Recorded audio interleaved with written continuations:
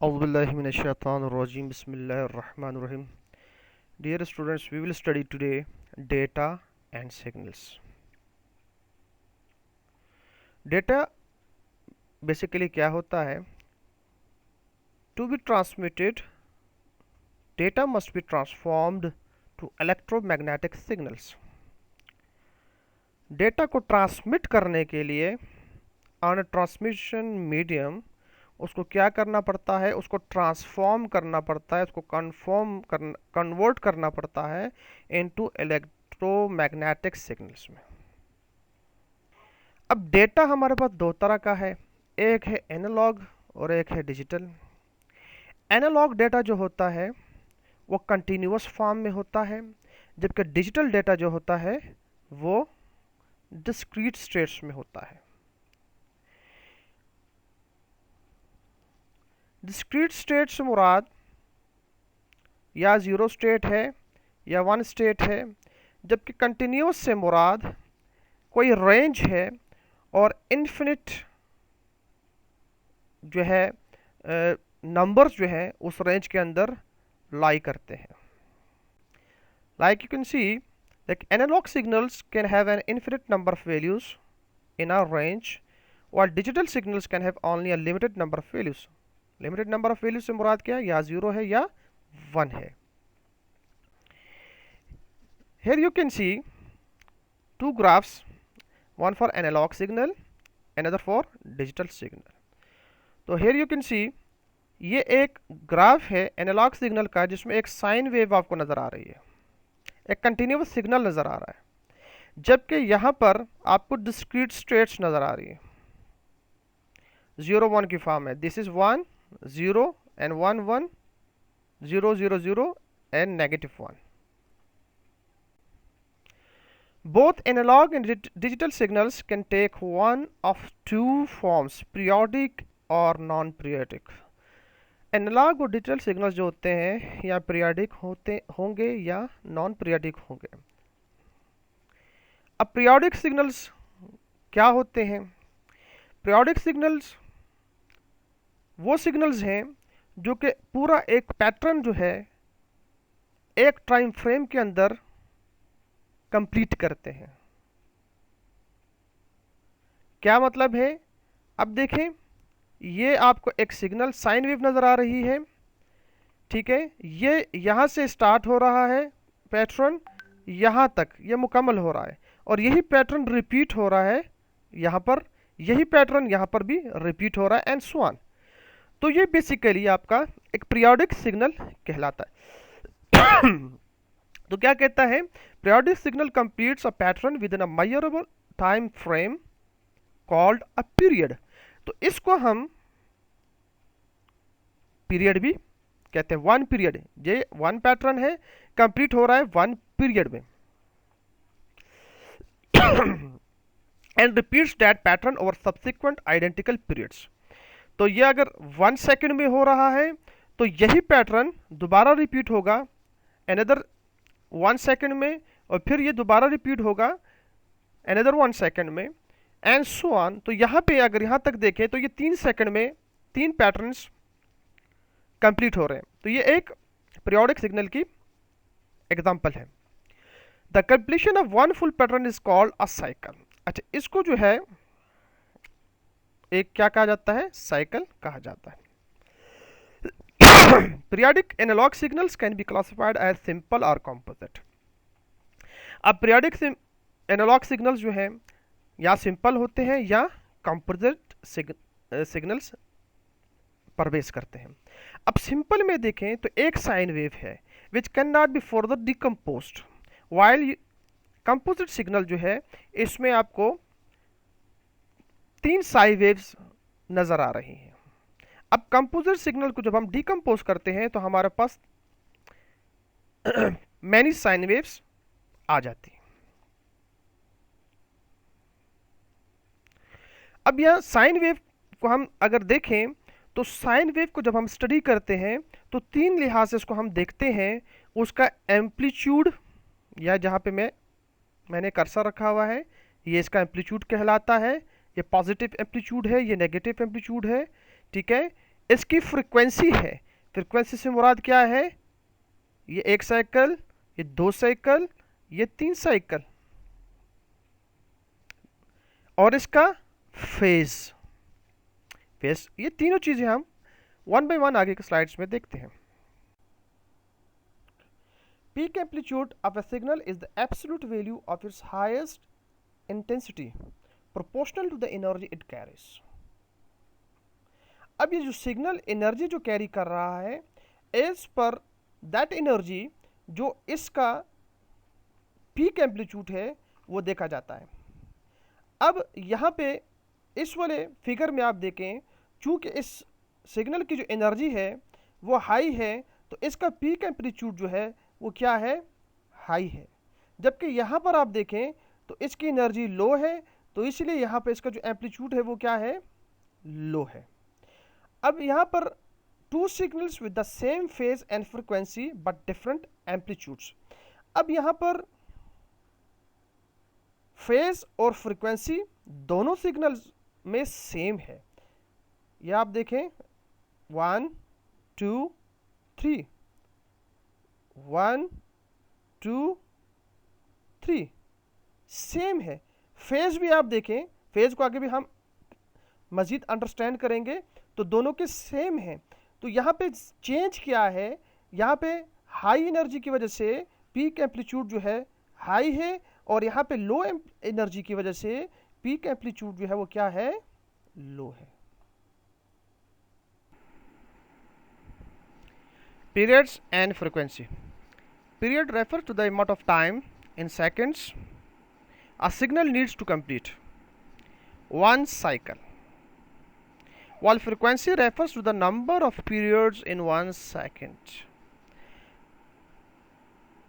अब यहाँ पर इस डायग्राम को देखें या इस ग्राफ को देखें तो समझने की कोशिश करते हैं पीरियड और फ्रीक्वेंसी को।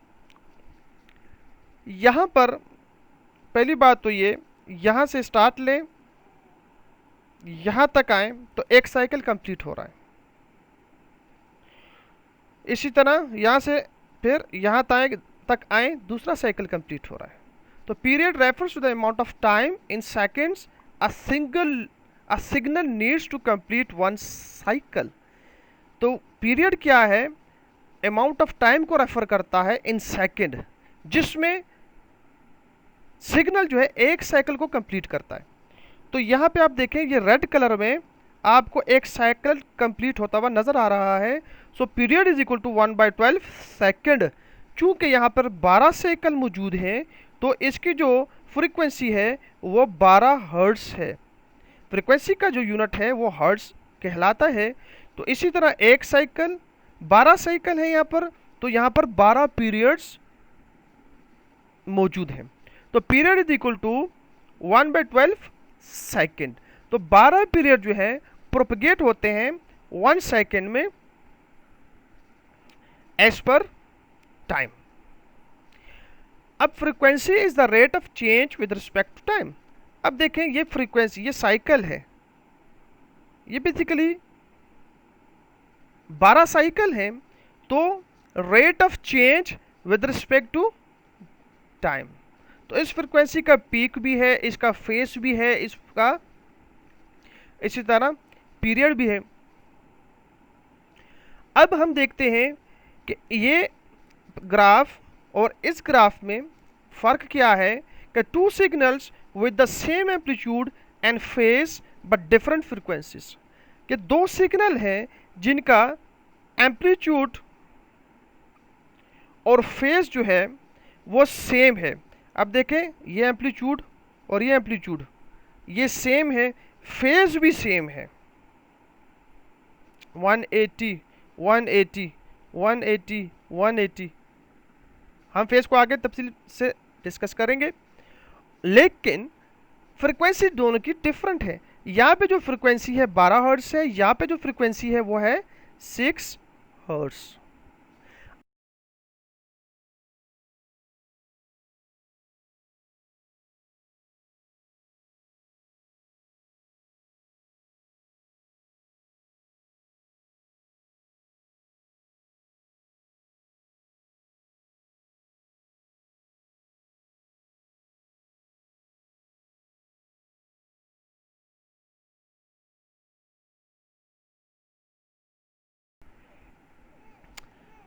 If A signal doesn't change at all it's frequency is 0।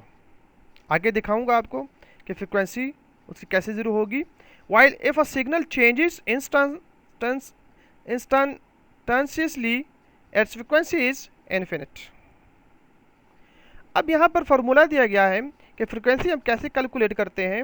So frequency and period और the inverse of each other, F is equal to 1/t for frequency and T is equal to 1/f for period.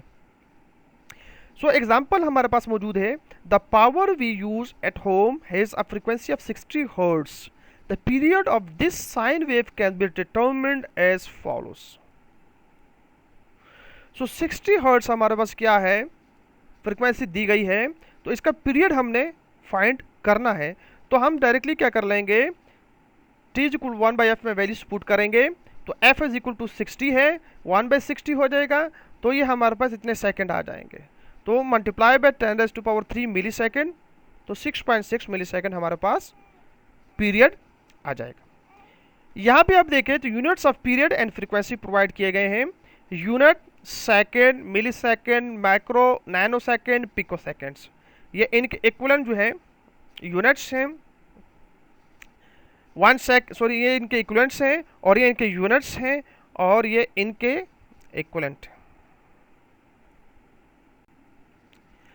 अब हम देखते हैं phase क्या होता है। The term phase और phase shift describes the position of wave form relative to time 0.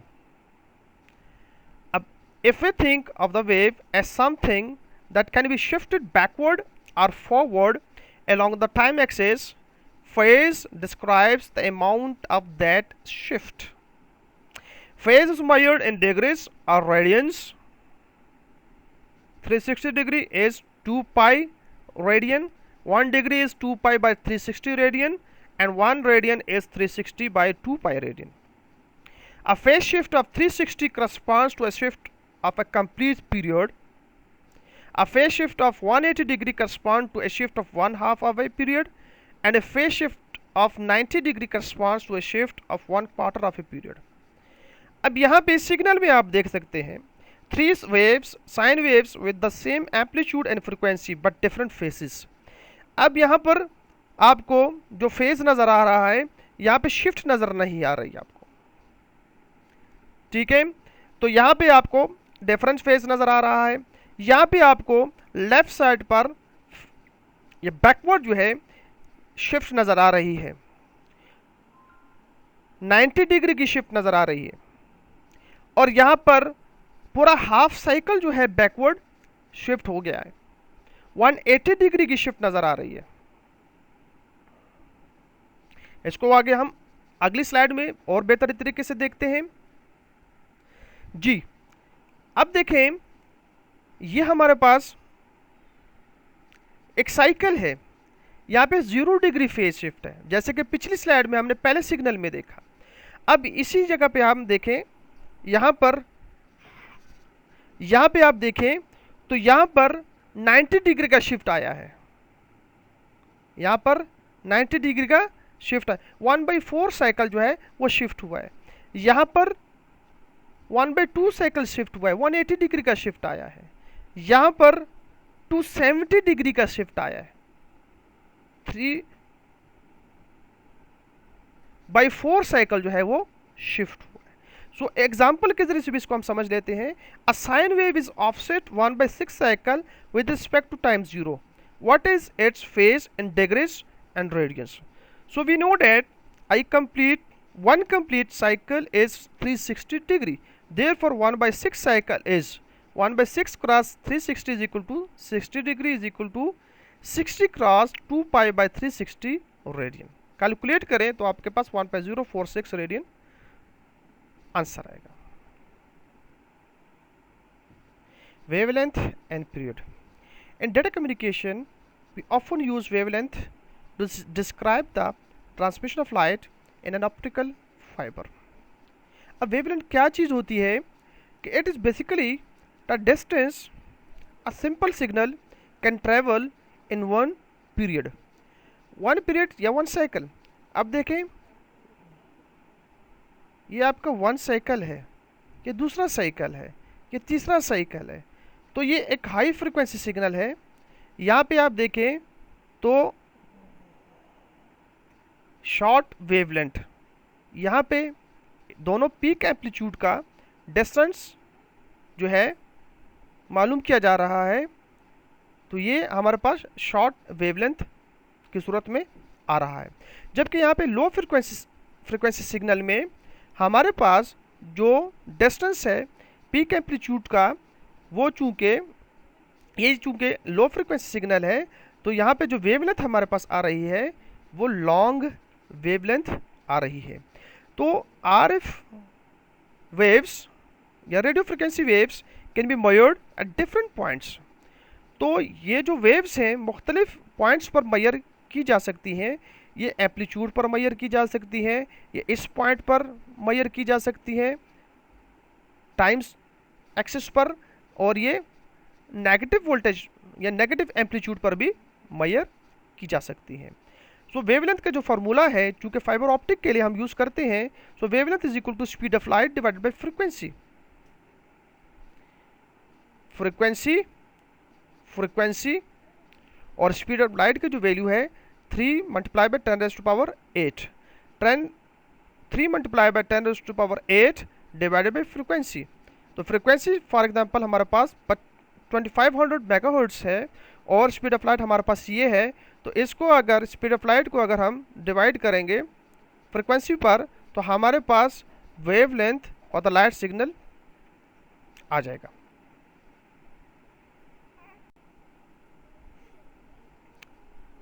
The time and frequency domain plots of a sine wave. यहाँ पे हमारे पास दो प्लॉट्स ड्रा किए हुए हैं, एक टाइम डोमेन के लिए है, एक फ्रीक्वेंसी डोमेन के लिए है। The time domain plot shows changes in signal amplitude with respect to time. तो यहाँ पे आप देख सकते हैं सिग्नल का एम्पलीट्यूड जो है वो 5 वोल्ट है, जो पीक वैल्यू है उसकी 5 वोल्ट है, 5V है, V फॉर वोल्ट। फ्रीक्वेंसी जो है वो 6 हर्ट्ज़ है। वजह क्या है कि यहाँ पर 6 साइकिल्स इस सिग्नल में मौजूद हैं। जबकि फ्रीक्वेंसी डोमेन में आप जब इसी सिग्नल को रिप्रेजेंट करेंगे तो इसकी बजाय आप इसको, चूँकि यहाँ पर फ्रीक्वेंसी 6 हर्ट्ज़ है, तो 6 पे हम वर्टिकल लाइन ड्रॉ कर लेंगे, और चूँकि इसका पीक वैल्यू जो था 5 वोल्ट था, तो इस वर्टिकल लाइन को 5 जो वाई एक्सिस की वैल्यू है तक क्या करेंगे, ड्रॉ कर लेंगे। तो ये जो है प्लॉट हमें रिप्रेजेंट करेगा 6 हर्ट्ज़ फ्रीक्वेंसी को at peak value 5 on frequency domain.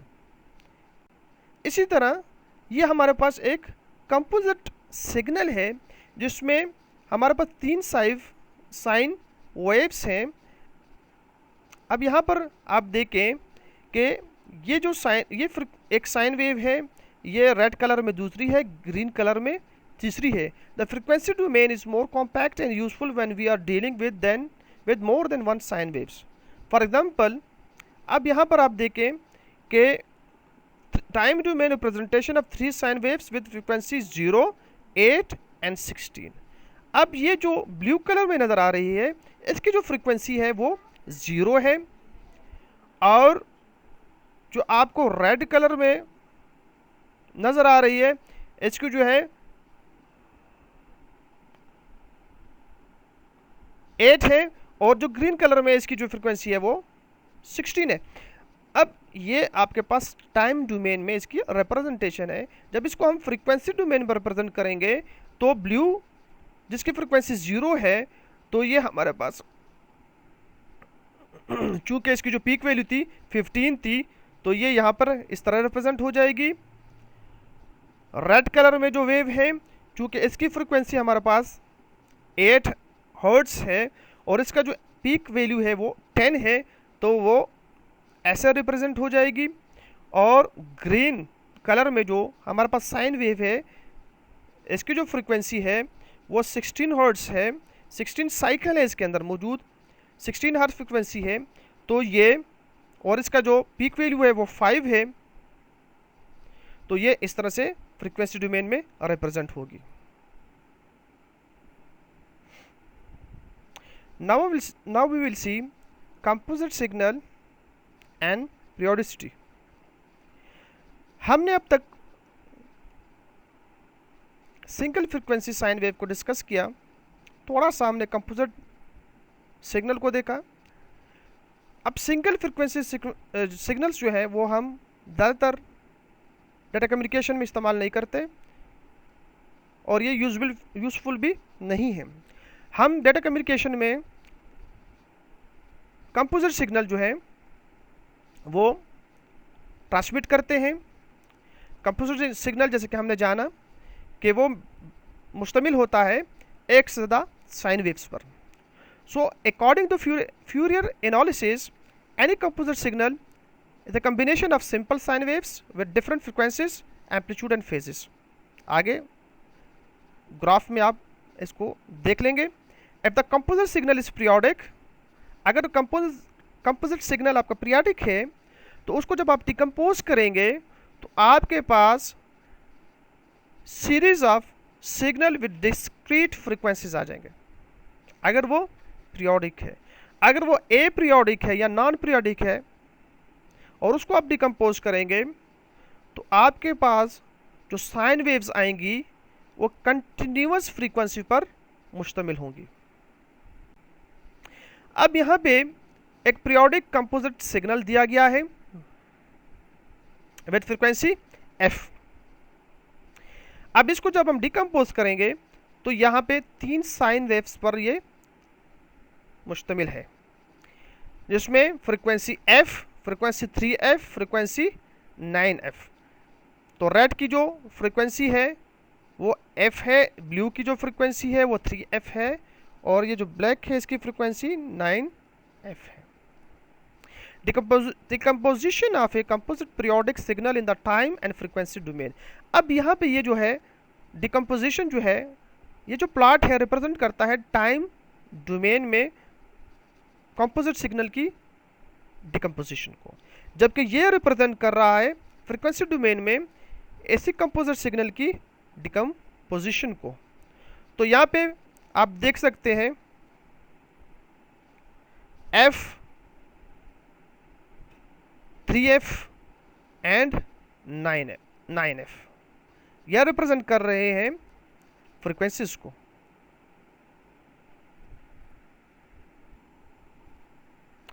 जो नॉन पीरियोडिक कंपोजिट सिग्नल्स होते हैं, बेसिकली इंसान ह्यूमन बीइंग जब गुफ्तगू करता है माइक्रोफोन के ज़रिए से या टेलीफोन पर, कोई एक वर्ड कहता है या 2 वर्ड कहता है, प्रोनाउंस करता है, फिर ब्रेक करता है, तो इस तरह की जो कम्युनिकेशन होती है वो कंटिन्यूस रेंज पर मुश्तमिल होती है, कंटिन्यूस रेंज ऑफ फ्रिक्वेंसीज पर मुश्तमिल होती है, जिसकी जो रेंज है वो 0 से 4 किलो हर्ट्ज़ पर मुश्तमिल होती है। तो बेसिकली ये सिग्नल्स जो होते हैं ये नॉन पीरियोडिक कंपोजिट सिग्नल्स कहलाते हैं। इनको कैसे टाइम और फ्रीक्वेंसी डोमेन में रिप्रेजेंट किया जाता है, चूँकि फ्रीक्वेंसी जो है फ्रीक्वेंसी रेंज जो है वो 0 से 4 किलो हर्ट्ज़ तक है, तो जब signal voice signal human being जब टेलीफोन पर बात करते हैं या माइक्रोफोन पर बात करते हैं तो टाइम डोमेन में जो रिप्रेजेंटेशन है वॉइस सिग्नल्स की वो कुछ इस तरह से होती है, जबकि फ्रीक्वेंसी डोमेन में जो रिप्रेजेंटेशन है सिग्नल्स की वो इस तरीके से होती है। अच्छा, कंपोजिट सिग्नल की हमने बैंडविड्थ कैसे फाइंड करनी है। अब यहाँ पर आप देखें bandwidth of A periodic signal and bandwidth of a non periodic signal. Bandwidth of A periodic and non periodic composite signal कि आपके पास 1000 से लेकर 5000 तक फ्रीक्वेंसी मौजूद है पीरियोडिक सिग्नल में। तो आप क्या करेंगे, कैसे फाइंड आउट करेंगे the bandwidth of a composite signal is the difference between the highest and the lowest frequency contain in that signal.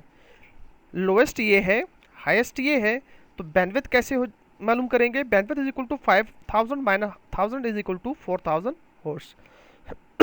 तो सिमिलरली नॉन पीरियोडिक सिग्नल के लिए भी इसी तरह से फ्रीक्वेंसी फाइंड आउट करेंगे। एग्जाम्पल देख लेते हैं। If a periodic signal is decomposed into 5 sine waves with frequencies of 100, 300, 500, 700 and 900 hertz, what is its bandwidth?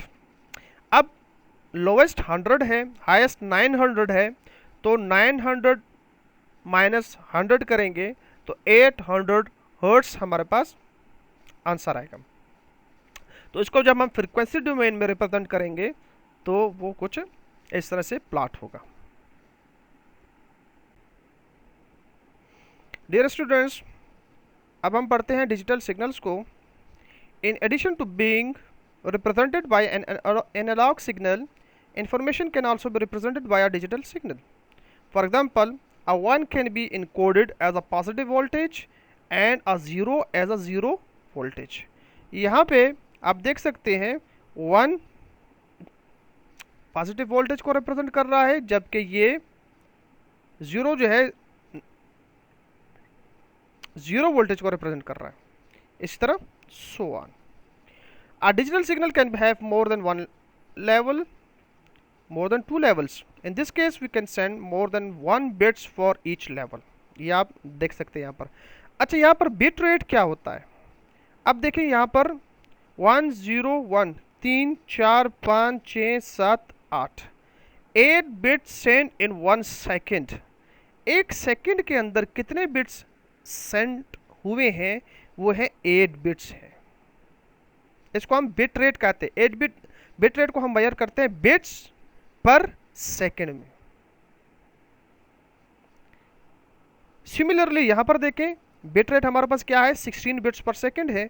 1 2 3 4 5 6 7 8। तो यहां पे कितने हैं बिट्स हैं? टोटल 16 बिट्स हैं, एक सेकेंड में सेंड हुए।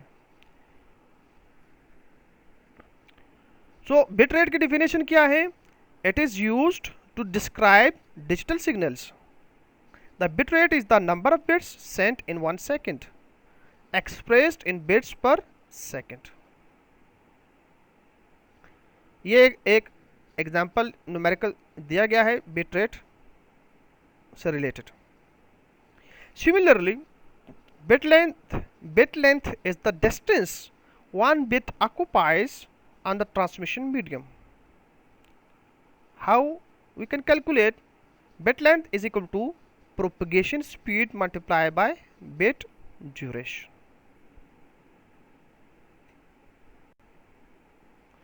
So here we will study transmission of digital signals. तो हमारे पास जो डिजिटल सिग्नल है वो दो तरीके से ट्रांसमिट होता है, बेसबैंड ट्रांसमिशन और ब्रॉडबैंड तरीकेकार से। बेसबैंड ट्रांसमिशन क्या होती है? Baseband transmission means sending a digital signal over a channel without changing the digital signal to an analog signal. ये बिल्कुल इसी तरह है कि आपका कंप्यूटर डिजिटल डेटा प्रोड्यूस करता है और दूसरे कंप्यूटर को आप डेटा सेंड कर रहे हैं, तो दरमियान में जो मीडियम है, जो केबल है, उसमें जो डेटा ट्रैवल करेगा वो भी in the form of digital travel करेगा, वो कन्वर्ट नहीं होगा एनालॉग फॉर्म में। इसको कहते हैं, इस तरह के ट्रांसमिशन को कहते हैं baseband transmission. Like eight a time only one train can go on a railway track. ये आप देख सकते हैं, एक रेलवे ट्रैक है, एक वक्त में एक ट्रेन ही जा सकती है। And the baseband transmission only one data signal can be transmitted at a time. So एक वक्त में एक ही डेटा जाएगा। बेसबैंड ट्रांसमिशन में एक ट्रेन जाती, इसी तरह जो एक केबल है उसमें एक वक्त में एक ही डेटा जाएगा।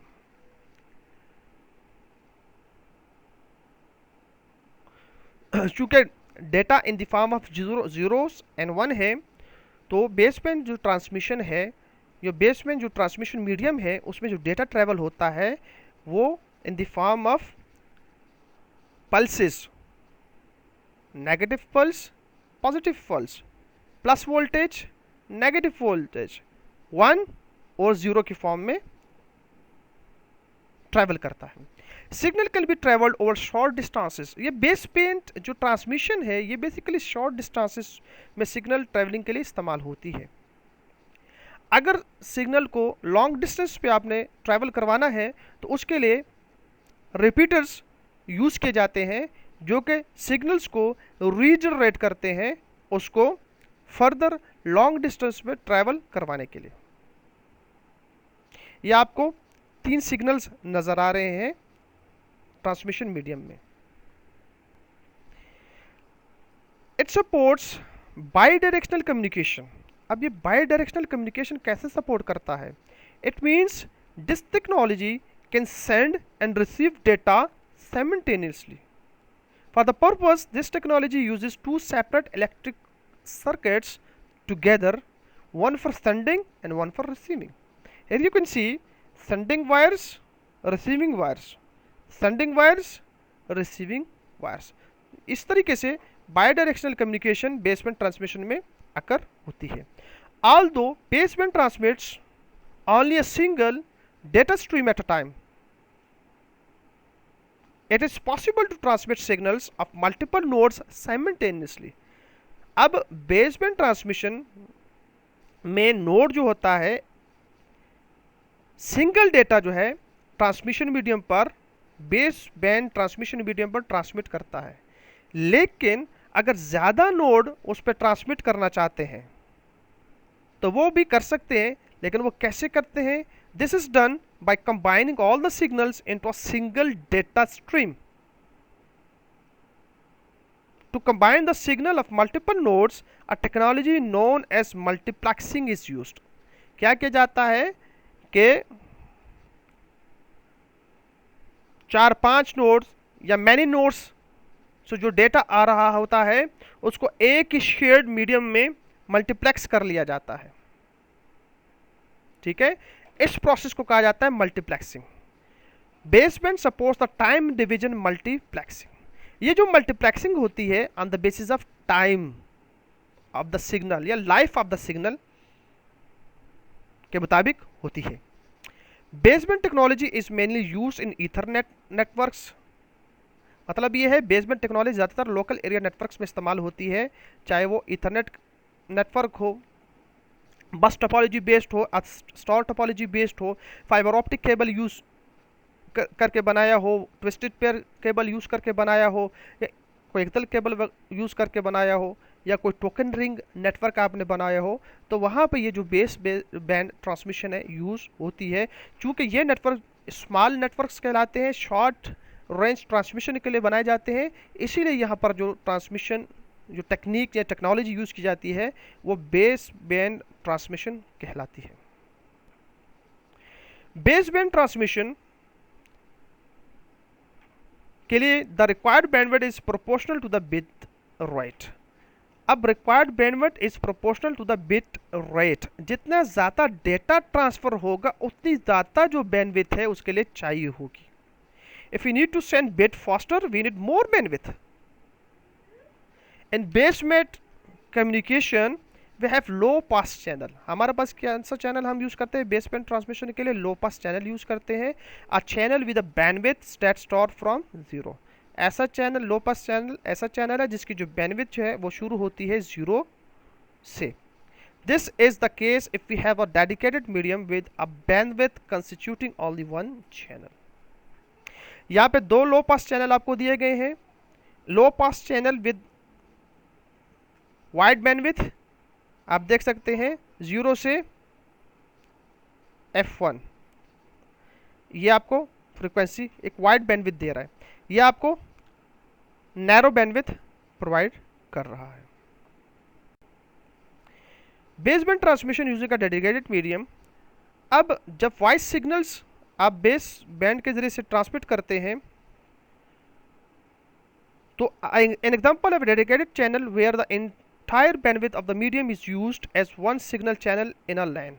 जब आप लोकल एरिया नेटवर्क बनाते हैं और डेटा ट्रांसमिशन परफॉर्म करते हैं तो कैसे परफॉर्म होती है, तो एक सिग्नल जब ट्रांसमिट होता है तो उसकी जो बैंडविड्थ होती है वो 0 से इन्फिनिटी तक होती है, और जब वो ट्रांसमिशन मीडियम पर चला जाता है तो ट्रांसमिशन मीडियम की जो बैंडविड्थ है वो क्या है, f1 से f2 के दरमियान है, और जब ये रिसीव होता है तो इसकी जो बैंडविड्थ होती है वो f1 और f2 के दरमियान होती है। ये प्रोसेस यहाँ पर एक्सप्लेन किया गया है। Example of dedicated channel where the entire bandwidth of the medium is used as one single channel in a LAN.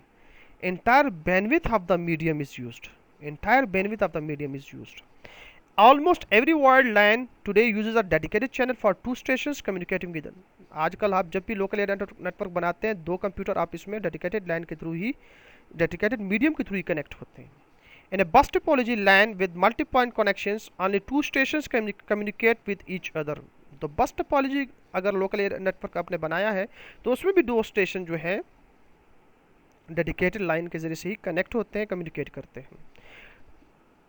On the basis of time sharing the other station need to refrain from sending data. जब दो communicate कर रहे होते हैं तो तीसरा station जो है वो कम्युनिकेट नहीं कर पाता, वो इंतजार करता है।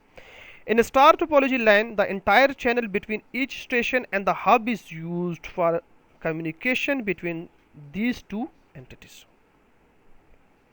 Now we come to the broadband transmission. Broadband transmission बिल्कुल इसी तरह है जिस तरह के एक हाईवे है जिसके ऊपर 3, 4, 5 या 6 लाइन्स हैं जिस पे एट द सेम टाइम 6 गाड़ियाँ ट्रैफिक जो है मूव कर सकती हैं। Broadband technology transmits multiple data signals streams channels simultaneously at the same time.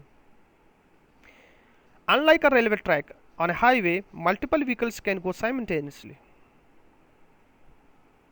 जैसे कि हमने डिस्कस किया, ये आप देख सकते हैं। तो ब्रॉडबैंड ट्रांसमिशन बेसिकली क्या करती है, ये जैसे कि हमने देखा बेस बैंड ट्रांसमिशन कोई डिजिटल डेटा को कन्वर्ट नहीं करती एनालॉग डेटा में, वो उसी तरह डिजिटल डेटा को ट्रांसमिशन मीडियम पर प्लेस कर देती है। जबकि जो ब्रॉडबैंड ट्रांसमिशन होती है वो क्या करती है, मॉड्यूलेशन परफॉर्म करती है। मॉड्यूलेशन का मतलब क्या है कि changing the digital signal to an analog signal for transmission. हम डिजिटल डेटा को कन्वर्ट करते हैं via modulation into analog signal. Modulation allows us to use a band pass channel, a channel with a bandwidth that does not start from 0. Here you can see band pass channel f1 f2. This type of channel is more available than a low pass channel. Here you can see broadband जहाँ पे more than one signal जो है travel कर रहे हैं at the same time. The below figure shows the modulation of a digital signal. अब देखें input digital signal है, यह डिजिटल ओब्लिक एनालॉग कन्वर्टर है, ये कन्वर्ट कर लेता है इस सिग्नल को एनालॉग सिग्नल्स में। तो ये एनालॉग सिग्नल की जो है बैंडविड्थ है, ये आपके पास साइन वेव है। अब ये सिंपल साइन वेव है, इसीलिए ये सिंपल एनालॉग सिग्नल है, सिंपल डिजिटल सिग्नल है, सिंपल एनालॉग सिग्नल है। अगर बेसिकली हमारी जो डेटा कम्युनिकेशन होती है वो कंपोजिट सिग्नल बेस्ड होती है, तो सिंपल साइन वेव या simple frequency, single frequency signal हम यूज़ नहीं करते डेटा कम्युनिकेशन में, कंपोजिट यूज़ करते हैं। तो यहाँ पे समझाने के लिए सिंगल सिग्नल लिया गया है। तो ये जब डेटा ट्रांसमिशन मीडियम से गुजरेगा तो इस ट्रांसमिशन मीडियम की अवेलेबल बैंडविड्थ है जो कि स्टार्ट होती है f1 से f2 के दरमियान, जिसकी जो रेंज है f1 से f2 के दरमियान है। ये रिसीवर पे पहुंचता है एनालॉग की फॉर्म में, इसकी जो अवेलेबल बैंडविड्थ है ये है, फिर एनालॉग ओब्लिक डिजिटल कन्वर्टर के बाद जाता है जो उसको कन्वर्ट करता है डिजिटल सिग्नल में। ब्रॉडबैंड ट्रांसमिशन जो है सपोर्ट करती है ओनली यूनिडायरेक्शनल कम्युनिकेशन। आप यहाँ पे देख सकते हैं एक डायरेक्शन में डेटा जा रहा है, एक डायरेक्शन में डेटा आ रहा है। यहाँ पे आप देख सकते हैं कि एक से जा रहा है, दूसरी से आ रहा है, लेकिन यहाँ पर कोलिजन अकर हो रहा है। तो ये इस तरह की कम्युनिकेशन यहाँ पर अलाउड नहीं है। To transmit data of multiple nodes simultaneously, this technology supports the frequency division multiplexing। अब चूंकि एक डायरेक्शन में करती है, तो यहाँ पर to transmit data of multiple nodes, अगर एक से ज़्यादा नोड डेटा को ट्रांसमिट करना चाहते हैं तो यहाँ पर भी मल्टीप्लेक्सिंग इस्तेमाल की जाती है। एनालॉग ट्रांसमिशन में हम टाइम डिवीजन मल्टीप्लेक्सिंग यूज़ करते थे, जबकि यहाँ पर हम फ्रीक्वेंसी डिवीजन मल्टीप्लेक्सिंग यूज़ करते हैं। Broadband is typically used in an environment that transmit audio, video and data same. मतलब ये हाई वॉल्यूम डेटा जो है ट्रांसमिट करने के लिए ब्रॉडबैंड यूज़ किया जाता है। एग्जाम्पल केबल टीवी नेटवर्क है, रेडियो स्टेशन है, टेलीफोन कंपनीज वगैरह इसको यूज़ करती हैं। आप जो घर में DSL मोडेम यूज़ करते हैं, उसके थ्रू आप इंटरनेट से कनेक्ट होते हैं। मोडेम बेसिकली वर्क करता है एज ए मॉड्यूलेटर, कन्वर्ट करता है एनालॉग डिजिटल सिग्नल को एनालॉग सिग्नल में, और the receiver end analog signal को डिजिटल सिग्नल में कन्वर्ट करता है। अब ये ब्रॉडबैंड ट्रांसमिशन के एग्जांपल दी गई हैं, तो ये वही प्रोसेस बताया गया है। जैसे कि मैंने कहा कि जब आप DSL के ज़रिए से, DSL मोडेम के ज़रिए से या किसी मोडेम के ज़रिए से इंटरनेट के ज़रिए कनेक्ट होते हैं, तो आपकी जो ट्रांसमिशन कम्युनिकेशन है सेंडर टू रिसीवर कैसे अकर होती है और रिसीवर टू सेंडर कैसे अकर होती है। और ये जो है सेलुलर नेटवर्क के बारे में बताया गया है। उसकी एग्जांपल है कि हम जब एक मोबाइल से दूसरे मोबाइल कॉल मिलाते हैं, उससे कनेक्ट होते हैं, उससे कम्युनिकेट करते हैं, तो वो प्रोसेस कैसे अकर होता है।